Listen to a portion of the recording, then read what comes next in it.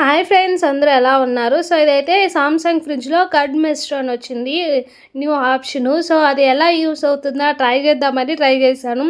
ఇప్పుడు వాళ్ళు ఇచ్చిన బౌల్లో గోరువెచ్చని పాలు వేసి మనం ఇప్పుడు పెరుగు తోడు ఉంది కదా, సో అది కూడా వేసి బాగా ఒకసారి మిక్స్ చేసుకోవాలి. ఇప్పుడు అంతే, దాన్ని మూత పెట్టేసి ఇప్పుడు నేనైతే నైట్ పెట్టాను. నైట్కంతా మార్నింగ్ నాకు అయిపోయింది. నైట్లో ఇప్పుడు ఇక్కడ కర్డ్ ఆప్షన్ ఉంటుంది, సాఫ్ట్ థిక్ అని మనం సెలెక్ట్ చేసుకోవాలి. నేనైతే థిక్ పెట్టాను. సో నైట్ పెట్టేసా, మార్నింగ్ అంతా సర్వ్లోకి వచ్చేసింది.